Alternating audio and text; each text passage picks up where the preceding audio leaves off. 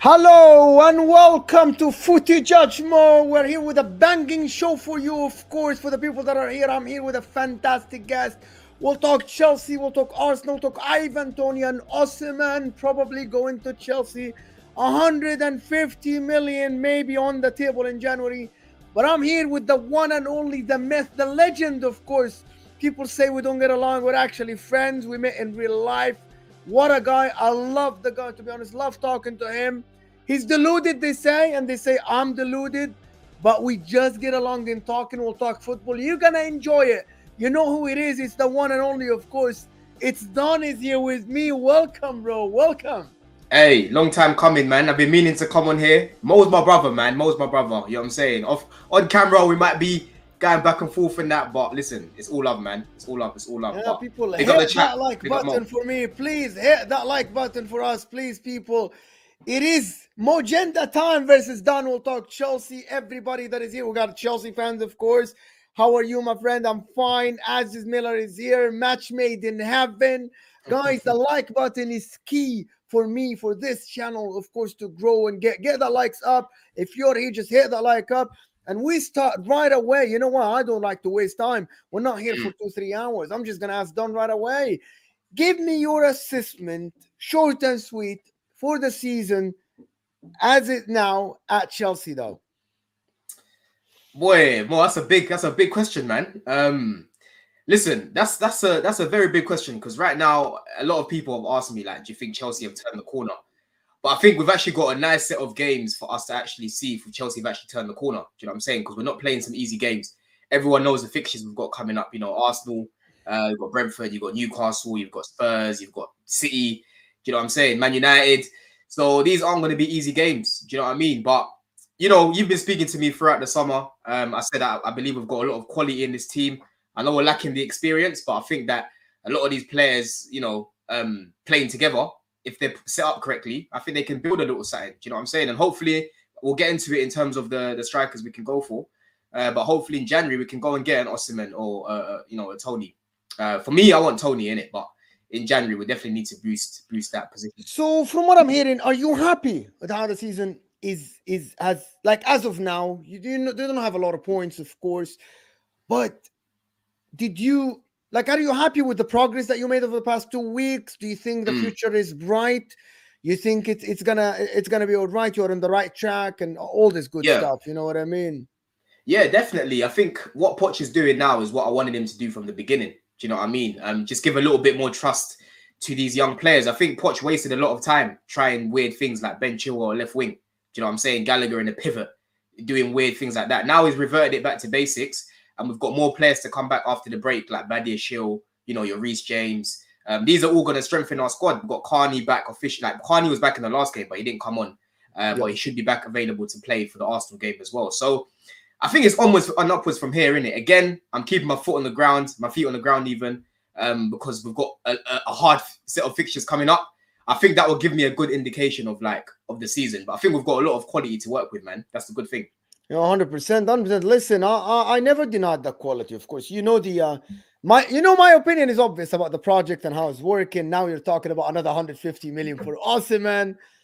But anyway, it is what it is. Listen, the game is the game. The game is the game. But people, hit that like button for us, please. The like button is the only way this channel is gonna grow. Subscribe if you're new here.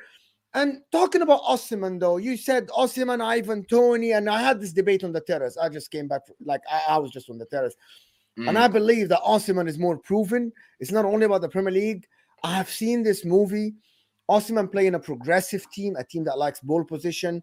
Ivan Toney scored a lot of goals. A team is ranked 16th last year in terms of ball position. I know you watch football with your eyes, and I do too. I feel like Ivan Toney has the abilities.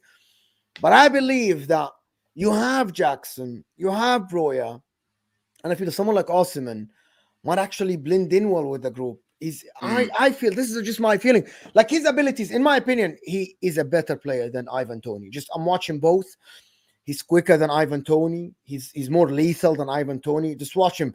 Just go to his stats over the years. The year before, people just think that Osimhen did it only last year. Osimhen has been getting double digits since he was 20 years old. In Lille, 4 seasons at Napoli. He has been absolutely phenomenal.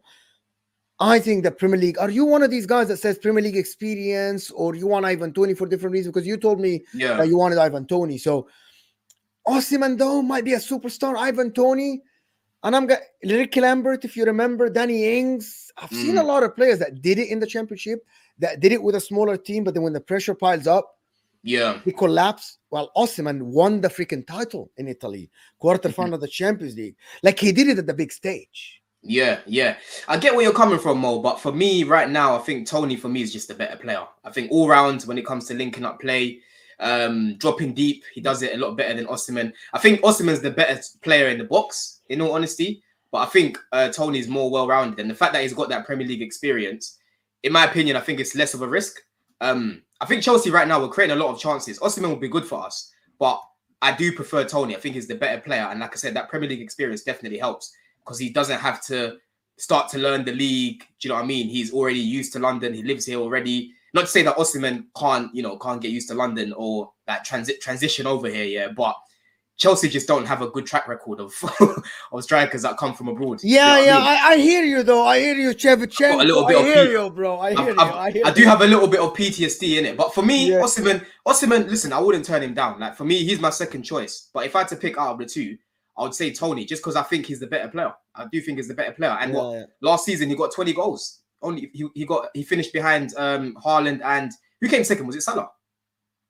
It was Salah second. Harry Kane second, of course, after Harry Haaland, Kane second. Sorry, And then Toney, and then Salah, of course. Toney, yeah. Guys, hit that like button for us. We're reaching good. Just hit that like button so we can get more viewers here. Share it on your socials.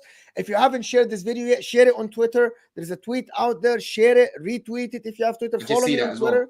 Cole Palmer just came off injured. Yeah. I'm not like, listen, I'm not gonna do that. Injuries might be precautionary. You don't know. Is that the first team? Is he in the first team with the under 21s? First team? Not the first team of England. It's the under 21s. Yeah, England under 21s. Yeah. So he had this thing wrapped around him, and I saw him limp off not too long ago. Hopefully he'll be all right. Hopefully he will be all right, of course.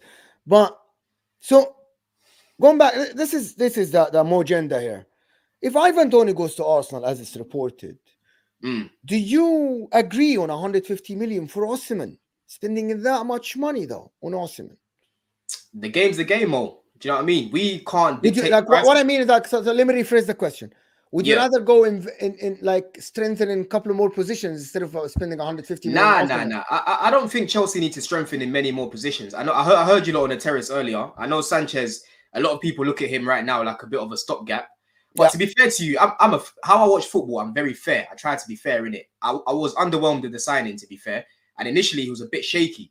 But the past 3-4 games, bro, he's been very good. Do you know what I mean? He's been good. He's kept us in a lot of games. He's made very good saves. His distribution's hot and cold. Like when it's good, it's very good. But when it's bad, it can be quite bad. Do you know what I'm saying? But we have to see how he gets on before we start talking about going for like a mania in the summer. Do you know what I'm saying? Yeah. I think the main position that we need to go for right now is a striker. So if we've got a... you don't believe in Jackson, you don't believe in Broya, you don't believe in these. No, you're someone who believes in Jackson, to be honest. No, I do believe in them, but even when we brought Jackson in, I do believe in him. But even when we brought him in, I said we still need a main striker. Chelsea have always had more than one striker, not just Drogba. Do you know what I mean? You had Kalou there.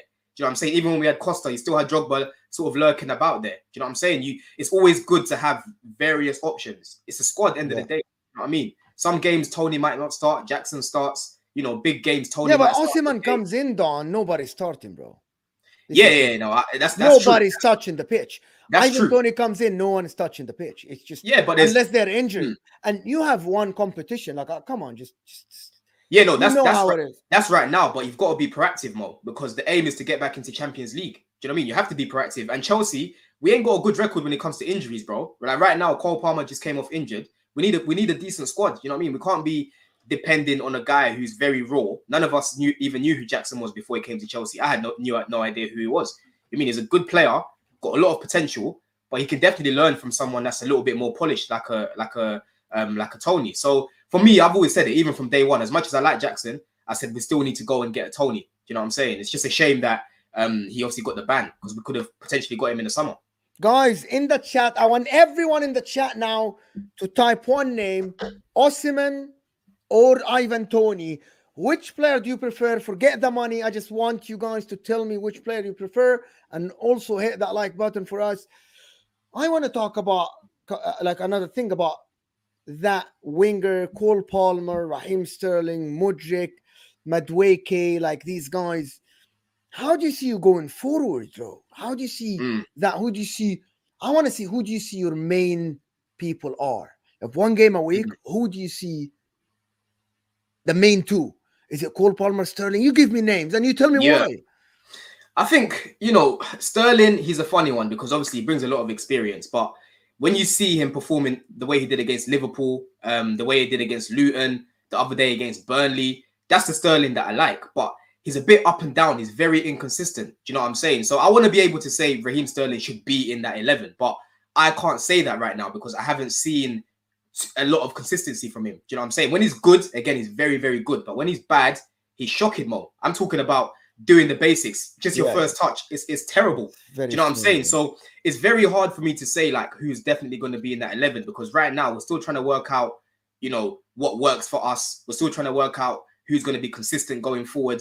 But I like what I've seen from Mudryk. Now he's been getting a little bit more game time. There's certain parts of this game that he needs to refine. He's young. That's the whole point of bringing in a Pochettino to develop him. But end of the day, these are healthy headaches to have. Do you know what I'm saying? But if it was up to me right now, I would play Mudryk on the left, Sterling on the right, Palmer in that 10, and then have that pivot of Enzo and Caicedo. Oh, yeah, I see that Palmer on the right side is good. Palmer on the right is good, but to be honest, I prefer him centrally. Like when he plays on the right, he does drift into the midfield, which is good. But I'd rather him just play there and then have attack both attackers on the wing because I think. For me, Sterling, Madueke, and Mudryk I'll probably say they're better wingers than Palmer. Because Palmer inverts quite a lot. He doesn't like to stay wide. Do you know what I'm saying? So I'd prefer him in that midfield, man. But yeah, going forward, Mo, it's hard to say, man, because there's so many changes, so many new players. I have to see a larger sample size. Do you know what I mean? But so far, I like what I've been seeing from a few of the guys, man. Yeah. How do you feel about this coming fixtures against Arsenal, you have really tough fixtures coming up, coming back from the international break? How do you assess them? Because I was labeled an idiot on the terrace the other day. You remember when I said that? Why not Chelsea not get a result against Arsenal? I feel like the last two games Chelsea look all right. They play at home and everything is there for Chelsea. If they put the ball in the back of the net, I was like, who says that they can't get a result? They played really good against Liverpool second half, especially. They have been playing all right. They've been hit on the counter. They're one of the strongest defenses in the league. If I'm not mistaken, they concede the least chances. They don't score goals, but over the past two games, if I'm not mistaken, they scored 6 goals. Yep, 6 goals. Yeah, we over scored one 2 games. That's Brighton. not bad. Broya scored. Palmer scored. Sterling scored. Everybody's scoring.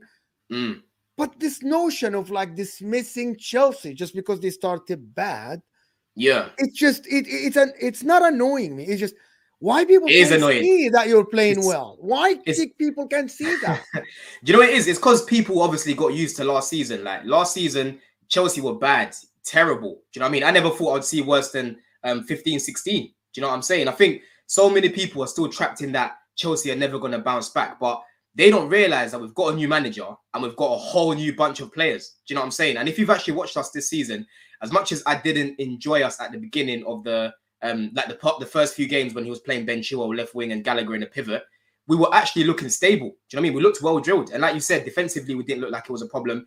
In the midfield, it looked like we were lacking a bit of cohesion in there because they were playing people out of position and in different roles. But you were still, by the way, you were still creating chances, by the way. Yeah, the numbers don't lie, bro. The numbers don't lie. But what I said, Mo, is that we weren't creating clear-cut chances. Yeah. But now we are. Do you know what I mean? It's no surprise that since Cole Palmer's been in there, even Poch said it, he's now the link in the team. Do you know what I mean? It's no surprise that he started 3 games and he's got 3 assists in a row. Do you know what I'm saying? So now we're creating clearer-cut chances. So people need to realize that, especially Arsenal fans, when we meet them at the bridge, it's not going to be Jorginho and Kovacic in that midfield. Do you know what I'm saying? It's going to be Caicedo, who they hate playing against. I have Kovacic on the thumbnail. Did you notice that? There is a reason why I have Kovacic on the thumbnail. Why is that? It's not because of the record. It's because of this talk that you replaced Kovacic with Caicedo. You replaced Kovacic, Kante, Jorginho with Lavia, Caicedo, Enzo, and Gallagher, who is now integrated in the squad. Yeah. And that's why I had Kovacic, who had a howler against Arsenal. Well, now you have a new midfield. So, as you say, I'm just going to finish your sentence and say, well, did you get better this year? Do you think really that midfield is better than the ones you had a couple of seasons ago, Kovacic and N'Golo Kante and all these guys? Definitely, because that was one area that Marina and Roman neglected for a long time. I think everyone kind of looks at Chelsea and says, oh, they won all these things. Roman was this perfect, owner. Listen, I love Roman. Do you know what I mean? In my opinion, I think he's the greatest owner that the Premier League's seen. But he made a lot of mistakes, especially from 2017 onwards. Do you know what I mean? Bringing in a Jorginho, replacing Matic with Jorginho. Jorginho's not that physical midfielder in there. He's not a dog. Do you know what I'm saying? He's quite technical, but off the ball, bro, in transition, you can skip past him. And the reason why they kept him there is because Kante was doing what injured Kante all does. the time. Was injured. No. Kante was always playing at the time, and he would obviously make up for that, for the lack of physicality in there, because the guy used to get active all around the pitch. Do you know what I'm saying? And that's why Kante started picking up a lot of injuries, because we overused him. Do you know what I'm saying? But now we've actually got that destroyer in there. We've got Enzo, who's got some legs. We've got Gallagher in there, who's got some legs. It's completely different. Arsenal fans are looking at the teams that they beat before. Like, our record against them the past 7 games has been terrible, man. It's a completely different team. Do you know what I'm saying? I said this year is 8 of surprises. Spurs against Arsenal, Spurs against Liverpool, Arsenal against Man City. Everything is up for grabs, right? Like, listen, people, we're almost at 100 people here, like 75 people, but we're not even on 50 likes. The like button is the only way this channel is gonna grow. Turn on the notification bell. The like button is underneath your live chat. Give me to 50 likes. The like button looks like thumbs up. I don't need to do tutorials. Just hit the freaking like button. Respect Don for coming here and give me to 50 likes. Someone just disliked the video or something. Just hit that like button, people. Give me to 50 likes. It's very important to me. But I want to ask Don the question that me and him. Are you not convinced that Enzo is the guy behind the pass before the pass? Enzo's more than just the pass before the pass, Mo, man. He's more than that. Listen, every player is more than that.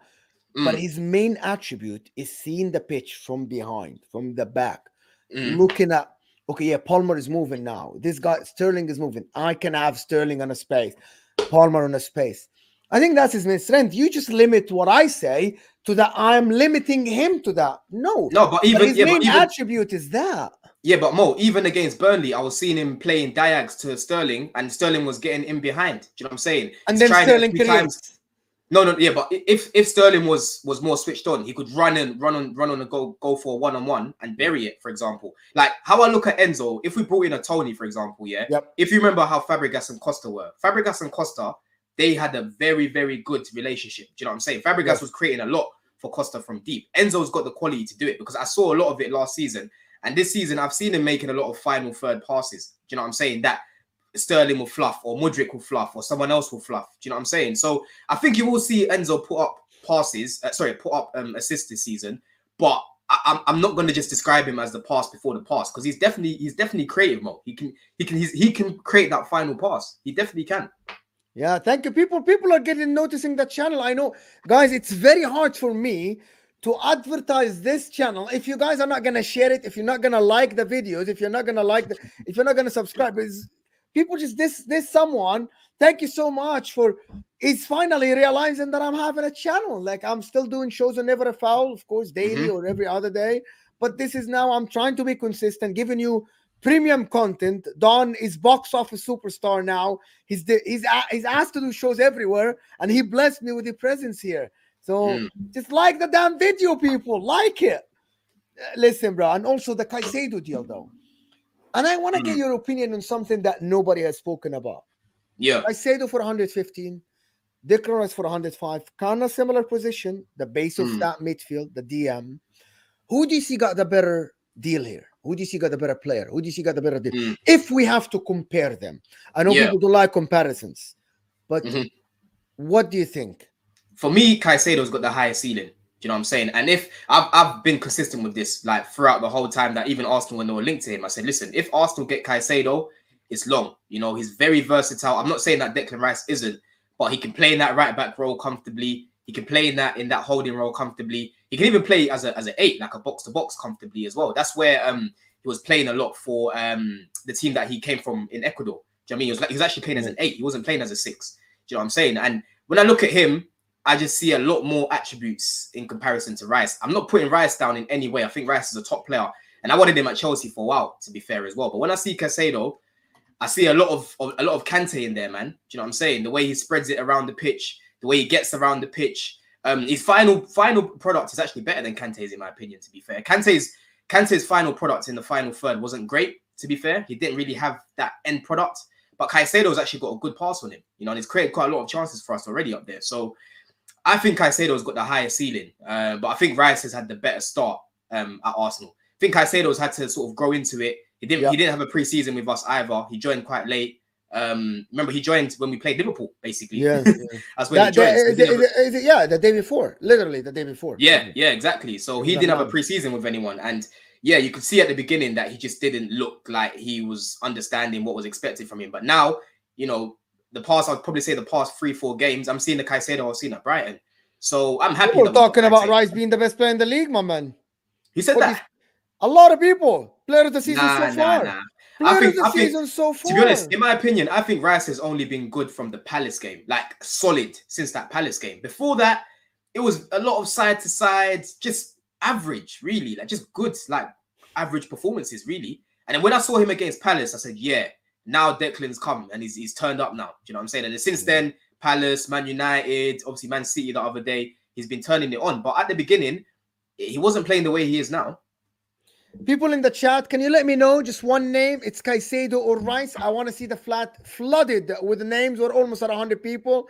And it's growing. The channel is growing. The numbers are growing without anybody doing anything. The channel is growing. Listen, to end on, I'm gonna give Chelsea 30 minutes to be like every time I'm giving the main person. Like this morning, I gave LB 30 minutes on Man City. Yesterday, I had somebody else, and I gave them 30 minutes on their club before I get your opinion on other club. I'm gonna continue with Chelsea, and I'm gonna say Pochettino is the right man for the job to absolutely take these guys to the next level. However, he's not the guy to take you over the line. What do you say to that statement? Listen, I've got a huge question mark about Poch when it comes to like delivering trophies, because in big moments, like if you remember the Champions League final, he choked. Yeah. You know what I'm saying? He dropped Lucas Moura. Why do you say he choked? He lost to Liverpool. At that No. He choked, Mo. Let me tell you why he choked. Yeah? Why he choked? Because Harry Kane was injured. You didn't have to start him for that game. He dropped Lucas Moura, who literally got him a hat-trick against Ajax, against Ten Hag, and then started a Harry Kane who was basically injured the whole game. Like, if you saw Harry Kane that game, he didn't do anything, bro. He was limping around the pitch. He bottled it. Do you know what I'm saying? He should have come off the bench for that game and started with Lucas Moura, but he didn't. Do you know what I'm saying? So in crunch moments, I've seen Poch struggle a bit, you know. So I've still got that question mark. I think he'll definitely improve us, and I think he's the right guy to develop the young players that we've got, because he done it at Southampton. If you remember that team, they had, you know, Nathaniel Klein, they had Luke Shaw, they had Alderweireld, they had Wanyama at the time. They had a lot of young players that he developed, and then he went to Spurs. You had your Dele Allis, you had your Ericssons, you had your Harry Kanes. So he's got a good record in the league of developing young players. But I'm the same as you. I've got a huge question mark still if Poch can take us over the line. But that's where he needs to prove his doubters wrong, because I can't confidently say, oh, because he won the league in France and he won a trophy in France. Why do Arsenal people think that Arteta will take them over the line, but you don't believe in Poch? It's not that I don't believe in Poch. I want him to take that doubtness away. I want him to take that doubtness away, because in crunch moments in England, I've seen him struggle a bit. Do you know what I'm saying? I've seen him struggle a bit. So now it's time for him to prove, you know, any question marks that I've got wrong. So yeah, we just have to see in it. It's one of them ones where time will tell. Time will only tell, of course. It's just all about the signs, and all we see that people hit that like button for us. Of course, I keep asking you because it's a new channel. That's how we grow. How to get to more people is by you liking the freaking video. And listen, I've had this thing about FFP and Todd Bohley and how he runs the club and all the stuff. You're happy with the new ownership? Is that something that I can say that Chelsea fans are happy with the new ownership, the investment, the amount of money spent, the direction of buying all these players, buying all these youngsters and going towards a new model of football? Is that something that I can say that you're happy with? Yeah, I'm definitely happy with the ambition. Do you know what I mean? And I'm definitely happy with the long-term plan that they're trying to build right now, because if you knew me when Roma was here, Mo, I used to complain all the time about Marina and the recruitment. I wasn't happy with it. Do you know what I'm saying? From missing out on Tchouameni and going for Sal. Do you know what I'm saying? Doing things like that, bringing in drink water. Do you know what I'm saying? The recruitment was really bad. And I said it at the time. I said, listen, we need a hard reset. We definitely need a hard reset because it hasn't been good enough. You know, the last year when Roman was here, that was his the longest time he went without winning the league at Chelsea. Do you know what I'm saying? So for me, I definitely like the ambition, and I like the fact that the new ownership are trying to build a team that can sustain success for a longer period of time.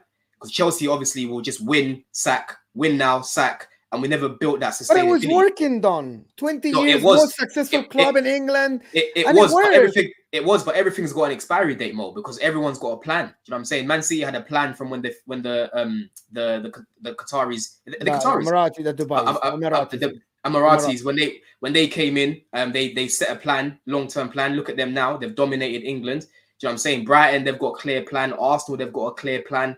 Do you know what I'm saying? So in football, it's not just about throw money at it and just hope it works, because people now have plans and they've got brains behind these philosophies that they've got. Do you know what I'm saying? So I'm glad that they've actually sort of sat down and said, right, how are we going to build a long-term, piece of work where we're going to be winning over a longer period of time? I know right now there's a lot of young players that have a lot of quality and a lot of potential, and ideally I'd like more experience. But again, that's why I'm looking at someone like a Toney to come in and to add a little bit more experience. Do you know what I'm saying? So for me, I can't complain with how they're moving. I think they've tried to rectify a lot of their mistakes. Last summer, we tried to go for a lot of experience. A lot of them didn't work out. Do you know what I'm saying? Went for Koulibaly to replace Rudiger. That didn't work. Cucurella, initially that first year, he had a difficult year. Sterling, the first year didn't really work. Do you know what I'm saying? So I like the fact that they're ambitious, man, and they seem very calculated with how they want to go about things. And I think they're calculated at all, by the way. No, they are calculated. If they bought players and they didn't work, and then they had to sell them. Remember, the owners are the ones that bought Aubameyang. Let me land my point. That's because Todd Bohley was doing the recruitment mode. Todd Bohley was doing the recruitment. When the recruitment guys came in as of January, the recruitment's improved. They went for Enzo. We brought in Badia Shil. We brought in Madueke. You know what I'm saying? And now we're bringing in guys like Cole Palmer, Lavia. These are all good, good young players with a lot of quality. So I think last year you just have to kind of look at it and think, you know what? Todd Bohley realized that, listen, I'm not a football guy, innit? I've got to stay away from all of that. He's not involved in any of the football stuff anymore. He's just involved in the business side of things, trying to bring sponsorships and bring money into Chelsea, right? But now we've actually got a proper structure and a proper team of recruiters that are, know how to identify the sort of players that Poch can utilize and kick on with. Do you know what I'm saying? So I'm happy with the young players we've gone for, man. Me and you have spoken 1,001,001 times. You know what? I would love more experience. Do you know what I'm saying? But I can't complain about the young players we brought in because I rate them and I think they're good enough to play in the league. Guys, hit that like button for me, please. I keep asking you to do that. But listen, Don. Where do you think, like, you're 9 points off the top? Not off the top. 9 points off the top. But you're going to play everybody at the top coming up. Do you think you can catch up to them? The top 4 people, the top of the league? Because with that much money, maybe if it clicks, can you challenge for the league? That's number one. Or no, that's too early. And listen, that's too early to be saying that, Mo, man. It's too early for me to be even saying Chelsea have turned the corner, let alone saying compete for the league. I think in this run of games, we're definitely going to surprise a lot of people. I think Chelsea are going to get a lot more respect during this run, in all honesty. But I think it's definitely like we could definitely catch up, man. Like it's only what 8 games. You can catch up to the Spurs, the Liverpools, the Arsenals, the Man City. Yeah. People that go for top 4. They'll drop points, man. I think Spurs will drop points. I think even Liverpool will drop points. They're lacking that CDM. In the summer when we spoke 1,001,001 times, I said when you're coming up against a team that have a proper midfield, you're going to struggle playing McAllister as a DM. And they saw the other day against Brighton. They struggled. Do you know what I'm saying? So for me, I think it's too early to be saying that Chelsea can't catch up, man. All it takes is a few wins on the road. Teams above. I believe it's all against Arsenal. I believe you win against Arsenal, bro. I will say Chelsea are back. You win that game at the bridge against Arsenal, which is, I'm not knocking you down. I'm not just saying that. I believe genuinely, that's not an agenda. And for people that know, I've been called a Chelsea hater. So if I'm saying this, I truly believe it. You know what I mean? That Chelsea can win against Arsenal at the bridge. I don't know why I feel this way, but I feel like you can absolutely win against Arsenal. Everything says that this is the season of the unexpected, the unpredictable season. If Chelsea go against Arsenal and you win the game, I wouldn't be that surprised. I'll be like, yeah, it's not going to be a fluke. But however, Chelsea have won the last 2 games without having the ball position, playing a little bit of a transition-based football, counter-attacking football No, sometimes. it hasn't really been counter-attacking. I wouldn't say Not that. counter-attacking, but mostly exploiting spaces instead of pinning teams back. Does that make Yeah, sense? yeah, Exploiting the yeah. spaces. And I think if you're going to do that, you're going to do that against Arsenal, who are going to come full throttle on, fifth gear. This Chelsea team, we don't rate them. We're going to try to choke them. We're going to try to pin them back. And then now it's the Cole Palmers. It's that players behind. And But we're gonna do the same though. Do you know what I'm saying? As much as I don't rate Gallagher long term, and I think yeah. there's better players with more quality. Gallagher, he's actually won the most duels in the final third. Like I think he's won the ball back the most times in that final third. Do you know what I'm saying right now in the whole league? So I think we're gonna press them as much as they're gonna press us off the ball. Do you know what I'm saying? So it's gonna be a good game, and I think it's gonna be a tight game. I actually, this is a big lie.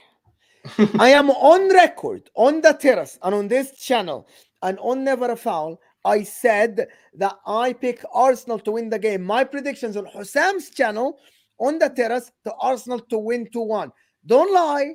Don't lie. I said, and I was there. I said that Arsenal will win the game. You guys didn't believe me. Some people called me crazy, but I believe that it's not true. It's not true. I pick the underdog every time. Maybe that's my game. You guys picked my game. Maybe I picked the underdog. Do you believe that Chelsea go into this game as an underdog? Just because you are behind them on the table? Nah, I really don't. This is what I'm saying. Like, this is what Arsenal fans were doing when they were coming up against Spurs. It's like, oh, we're gonna smash Spurs, and I'm like, have you been watching Spurs? It's the same thing about Chelsea. Like, oh, we're gonna come over there, we're gonna pam you guys, and I'm like, bro, have you actually been watching us? Like, defensively, we've been good, we've got a better midfield, and now we're creating better chances. So I think it'll be a good game. I think this game is all about who's gonna take their chances, because I think we're both gonna get chances, but it's all about who buries them. The only difference with Arsenal is that they've got guaranteed bagsmen. You know what I'm saying? Saka in front of goal, he's bound to score. You know what I mean? Jesus, not really. Martinelli, if he gets in front of goal, he's bound to score as well. So that's the main difference with Arsenal. Do you know what I'm saying? But I think their flanks when it comes to Zinchenko and Ben White, if you remember what Mudryk did to Ben White at the Emirates last year, it was long. The 15 minutes that he got over there. Do you know what I'm saying? And on the right-hand side, if we play, even if we play Cole Palmer there, I think it'll be long for Zinchenko as well. I think there's a few weaknesses we can exploit in Arsenal's defense, man. So you think you're favorites to this game? That is what Mad Odd is asking. No. I'm not going to say that I think we're favourites, because Arsenal, they've been doing what they've been doing, but I don't think there's a clear favourite if you've been watching both teams this year, in all honesty. I don't think there's a clear favourite, in my opinion. I don't think so. It's going to be a home crowd, and I think a home crowd will play a big factor here. By the way, it will play a big factor, guys. I'm going to be there. I'm going to be at the game. yeah. We reached over 100 people here, and get me to 100 likes. Hit that like button, people. The like button is underneath your live chat. It's simple. It's free. It doesn't cost you a penny. So that segue now to Arsenal, and I want to get your opinion about Arsenal. I'm not going to do a vague thing. I'm just going to ask you specific questions. Do you think Arsenal are a better team than the Arsenal team that we saw last year? Are they more mature? Are they more effective? Do you think they are better? Do you think they have better chances to win the league this year than last year? Yeah, I think Arsenal definitely have a squad that's built enough to like maintain that challenge, because how big they are. Do you know what I'm saying? How deep they are. Pools. They've got a lot of quality in that squad, man. They've got a lot of quality there, and I think last year they were playing that expansive, fast-paced football. They were conceding goals, but they were outscoring teams. But now I think they've taken a little bit of a step back. I think tactically, Arteta playing Partey at the beginning at right back. I know they had injuries in Zinchenko, big up Sophia, which affected how they were playing. But I don't know, man. It's a funny one. I don't think it's just all about them being this mature team. I think a few of the players just haven't been as great as they were last year. Like if you look at Odegaard individually, he hasn't been the player that he was last year. Saka, take away the goals and the assists. I know he's put up GNA so far. If you look at him individually over 90 minutes, he hasn't been the Saka of last year. Martinelli, before he got injured, again, he was looking a bit meaty as well. Do you know what I'm saying? So I think individually, these guys can definitely take it up a notch, and then they'll start to look a lot better. But I think there is a little bit of a mature aspect now with guys like a Declan Rice in there. Do you know what I'm saying? Declan Rice is like a prefect, man. This guy plays like a prefect. Do you know what I'm saying? Yeah. So I think it's a bit of both, man. I think it's the fact that they're being a little bit more mature, but also individually up top, they haven't been they haven't been the same as what But, they were but last year. Jesus and Saka and Martinelli haven't played together. Not I yet. understand. Yeah, no, I understand Not that. That's yet. true. And that makes a could big change. factor. Come on. It It's does. It I does. think you have to, like, as you said many times about Chelsea, you said, I can't judge it until I see it on the pitch. Yeah, exactly. Yeah, exactly. So I think that will definitely add a different dynamic because I think Jesus allows Saka and Martinelli to play a bit better. So we just have to see how they get on when they come back because everyone keeps saying, yeah, we haven't even had those free play yet. So let's see how they get on. Someone is asking about your socials. Don is making his channel. It is coming soon, people. You will see Don's channel. Of course, it's coming. The thing is there. Everything is there. It's just it's gonna be. And on Twitter, it's gonna be. Of course, it's Greasy Don on Twitter. It's copied here. I'm gonna copy it on the link so you guys can absolutely see it. It's copied there. Greasy Don on Twitter. Give him a follow, of course. Give him a follow. I just tagged him there. It's simple. His channel will be up. We'll get him on here again, of course. We'll advertise his channel so you guys can subscribe to his channel, of course. But make sure to hit that like button, people. Get us to 100 likes. Ivan Toney to Arsenal. Does that make them favorites to win the title? Or still it is Man City, whatever we say. So whatever we do, is it going to be Man City then? Listen, as much as they can bring Tony in, they're going to have KDB back. Do you know what I'm saying? KDB is a massive, massive miss for Man City right now, man. They're missing a lot of creativity. And you're seeing Haaland already, he's struggling because he's not getting the chances that KDB provides for him. Do you know what I'm saying? Even I've been saying the same thing about Chelsea. Like, if you don't feed these strikers clear-cut chances, you're making their job harder for them. Do you know what I'm saying? Haaland's struggling right now because he's not being fed correctly. But Tony, I think he will strengthen them, man, in Europe as well as in the league. Because I've been saying from last year, October, November, I had a lot of Arsenal fans argued with me. I said, listen, you ain't going to win the league with Jesus. Do you know what I'm saying? I know last year they said, oh, it's because we lost Saliba. But I think there was a couple games when Jesus was missing a lot of chances. Against Southampton, I remember he was missing chances. Against West Ham, I remember him fluffing chances. So I think he will definitely strengthen them, man. If they get Tony, it's long. Put it that way, Mo. It's long. But I actually disagree with you about this. Ivan Toney is a great player. He's going to add to Arsenal and everything. However, I actually think if you take Jesus out and you add a number 9, it will take away from Odegaard, Saka, and Martinelli, which is what Haaland did. Haaland is someone who scored all the goals, and it took a little bit of time for Pep Guardiola to adjust the system. You don't think Tony can link up with them? You don't think Tony can link up with them? The difference is Tony scores goals. It takes away from their goals. The way Gabriel Jesus plays, but Tony does more than that, though. That's why I prefer. That's what when I disagree with you. Ivan Toney played on a team that actually sit back. They were 16th in ball position, and I said that on the terrace. 16th. And then Real the long ball to Tony. Yeah, 16th. So he had a lot of space. Gabriel Jesus moves in tighter spaces because he's someone who is molded and Man City team that always have the ball position. So he doesn't have the space of Ivan Toney. I'm not knocking down Ivan Toney. On the eyes, he looks absolutely phenomenal. We all see that. But the way Gabriel Jesus drags defenders out, does this in tight spaces, allows Odegaard, Saka, and Martinelli to have that. That's why each one of them had 15 plus goals. Yeah, but the thing is, though, I get what you're saying, Mo. Obviously, Tony's not as good as Jesus on the ball, in all honesty. Like, or Jesus even off the ball. Do you think off the ball? I mean, to be honest with you, like Tony pressing, I don't know about his stats. He looks like someone that can press. Every time I've watched him, to be fair. But Brentford don't press. I know, but Tony doesn't. Tony's not lazy on the pitch, Mo. He does get around, and don't forget he was Brentford's captain, so he did press from the front quite a bit. But even though he's not as good as Jesus on the ball, I think he's still good enough to link up play. You know, I think what he offers you is exactly why I want him more than what do you call it? More than Osimhen. He can link up with a Saka and a Martinelli. Do you know what I'm saying? Because what he does, he drops deep a lot, like Jesus, and he can make them off. If Martinelli and Saka are making the off the ball runs, he can find them. Because if you look at his passing range, bro, it's unbelievable, man. He's very similar to Harry Kane, how he plays. I mean, that's how I'd compare him. Like, he's quite similar to Harry Kane. His passing is unreal, man. Where is the evidence to that? Evidence? Have you been watching Tony? Bro? I watched Tony. I watched Tony last year. A lot of games. Of course, I'm not. So what? You're telling me that Tony hasn't got a good? It's good, but I'm thinking that Gabriel Jesus, overall player. You guys don't think that Gabriel Jesus complements that front line more? You guys don't think that for real? Yeah, but Mo. As much as he compliments them, right? Do you know Ivan Toney at Chelsea is better than him at Arsenal? Like, if I'm Ivan Toney and I'm picking a team that suits me, I would pick Chelsea. Because I know everybody's going to service me. Instead of picking Arsenal, I'm going to have to service others, which is what Gabriel Jesus does. End of the day, You disagree with that? Jesus does that. I get what you're saying, Mo, but it does give them a little bit of a different dynamic, man, because they need a clinical striker. Jesus isn't clinical. As much as he does everything else, Did he's Man not City clinical, need bro. a clinical striker? Say that again, bro. Did Man City need a clinical striker to win the league, to score Yeah, 100 goals? Yeah, but bro, Man City are Man City.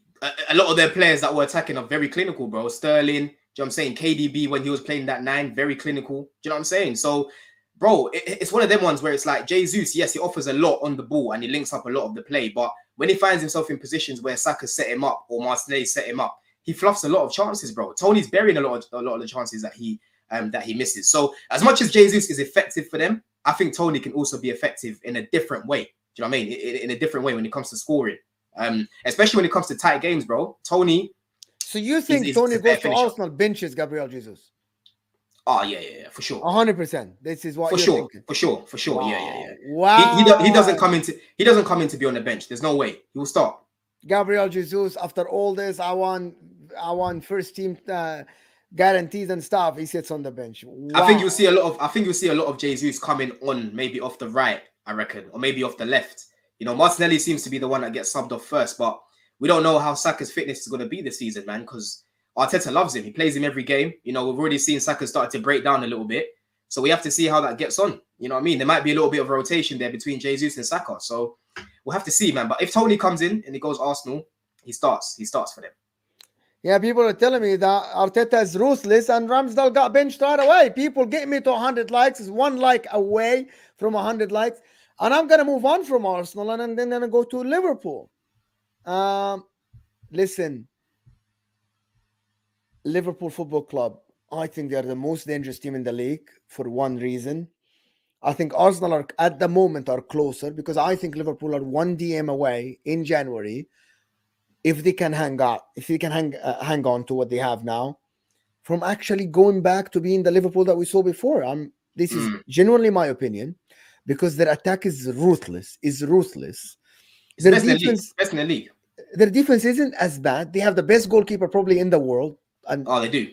Like freaking Onana looks like a freaking, I don't know what I say about him, to be honest. Like he looks like not even a League One goalkeeper, with all due respect to League One. I think Liverpool are there and thereabout. This is it. Some people are telling me about Newcastle. They want Osimhen as well. Remember, Mo, Newcastle is the only team who have offered to Newcastle the transfer window when they signed Bruno. People saying that they're going to go for Osimhen, Newcastle. Maybe. I actually don't know until only thing I hear now is reports to Chelsea trying to see how much Osimhen He'll be in January. Yeah, that's unrealistic, man. I don't see that happening in January, to be fair. I think if it moves on, it'll be in the summer. But yeah, back to Liverpool, Mo. Listen, for me, they've got a deadly attack, man. They've got a lot of depth up there in it. Do you know what I'm saying? They've got a very, very good attack that's going to win them a lot of games this season. But again, like I said in the summer throughout, you know, they haven't got that CDM, man. And when you're coming up against teams that have a proper midfield, you're going to struggle. You know, even when we played them the first game at the Bridge, we didn't even have a proper midfield at that time. And we nearly beat them. Do you know what I'm saying? So I think in January, they need to go and definitely get a CDM. If they don't get a CDM, I think it will just be a top 4 sort of challenge. But if they do get a CDM, boy, they could probably challenge for the league, in all honesty. I think that's a key area, man, because we need to see McAllister a bit further up. You know, right now... Yeah, I hate the McAllister DM thing. He gets exposed, so bro. He gets exposed. People run past him like he doesn't get... He's like Enzo for me. I was like, why you're playing the guy at the base of your... You're making him look bad. You're exactly. Making him look bad. People, I had people DMing me, bro, Liverpool fans, and asking me, "Do you rate McAllister?" I'm like, "Yeah, he's a freaking good player, but he looks terrible for us." And I'm like, "No, he doesn't. You're playing him in the wrong. He's playing him in the wrong place. Your coach is making him defend when this guy's not meant to be the last defense of the midfield. You need a DM, and you bought Endo." And I'm like, "You're people just literally starting to say that McAllister isn't worth it." I think people doing that just don't use football, like they don't use their eyes, because clearly you can see McAllister is not meant to be playing in that lone 6 role. If you're going to play him in that pivot in the 6, he needs to be in a pivot. Do you know what I'm saying? That's when he can work. He used to do that with Caicedo, even like Pascal Gross at Brighton. But yeah, if you're playing him there by himself, he hasn't got the legs or the physicality to do it, man. He just doesn't. So again, if they came up against, for example, like Arsenal, I fear for that midfield, man. It will just get outrun. Even us, if we play them now with our midfield, they'll get outrun. Oh, wow. You really Bro, think so? we nearly beat them at the bridge without a proper midfield. Yeah, 100%. I believe you guys. Almost at 150 people here. Hit that like button for the last 10, 15 minutes before Don hits to never a foul. If you stay here, it will take you to never a foul, of course, this video. And let me talk about Manchester City. Quickly, Manchester City. Are they the same Manchester City as last year? Without Gundogan, without Riyad Mahrez, without experience? Is that the Yeah. same? Or are you, do you see, because I was speaking to LB Lewis this morning and he's like, he's like, Kovacic is good, but he didn't understand Matthias Nunes. He Yeah. said that it's a downgrade from Riyad Mahrez to Doku because Doku still needs to be molded. Yeah. He said there's no backup for Rodri. It's very obvious. John Stones is going to come back. They're meant to And have let one, me, Calvin Phillips, but he's crap. He's been crap. bro. Calvin Phillips has been absolutely atrocious. And also, I want to say this. Is John Stones actually a DM, though? Because Kyle Walker's playing well. Yeah. Is John Stones going to be at the DM? No, Backup for Rodri's Rodri? back.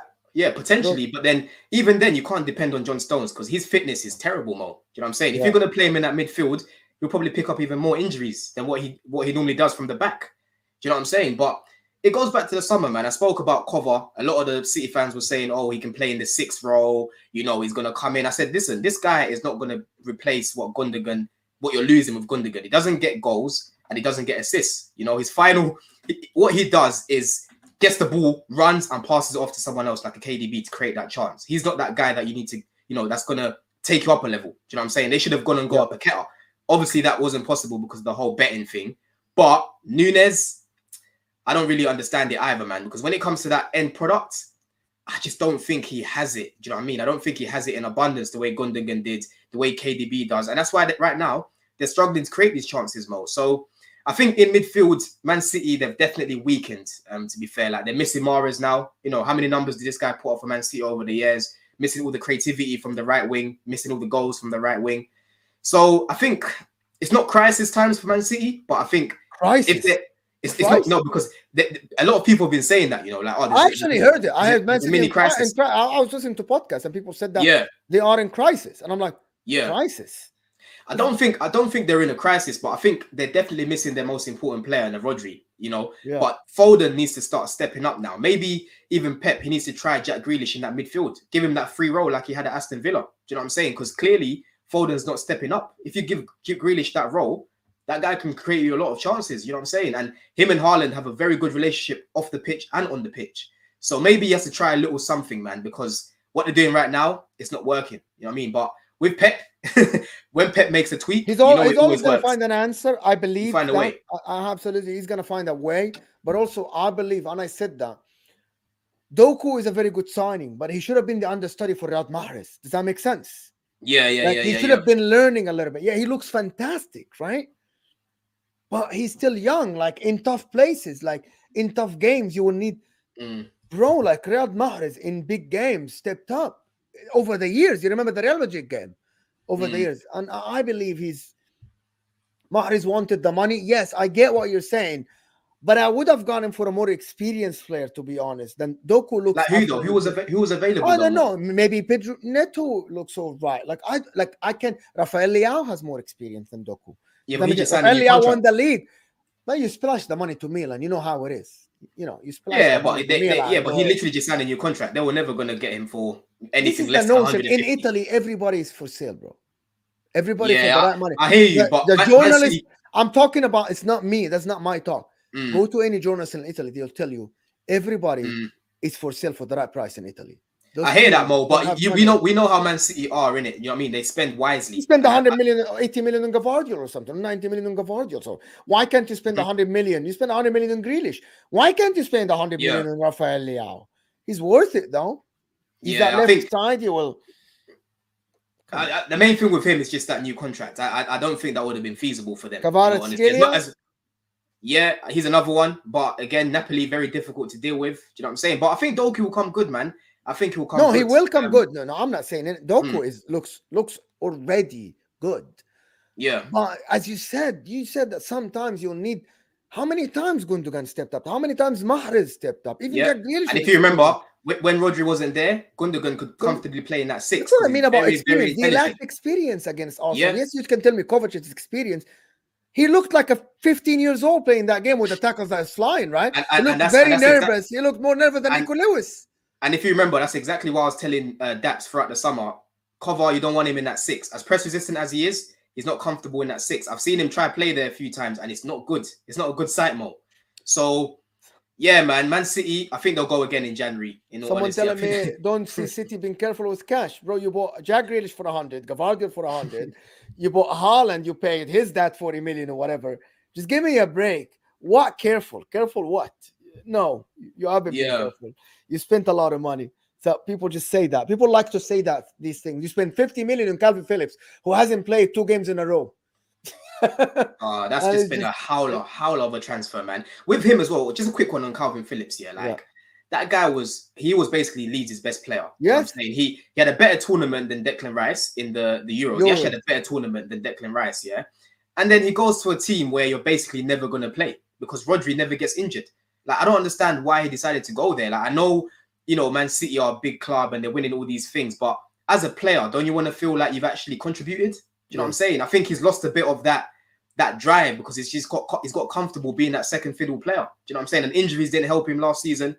It's just been a howler of a transfer, man. I think in January they need to move him on, and he needs to move on for his career because it could get long for him real soon. You know, real soon. It's basically Rodro Part 2. Yeah, 100%. People, stay on this video. It will take you to Never a Foul. Of course, they have the Rivals Not Virals tomorrow. I have Tom Little to speak about Liverpool the day after. I have Flawless. It's always box office content on Footy. Judge Mo, make sure to subscribe. Make sure to like this video. Give me to 150 likes. This is going to be box office. But Don, when he gets his channel, we'll definitely get him on to get his subscribers up. Thank you, Don, for being here. I enjoyed this.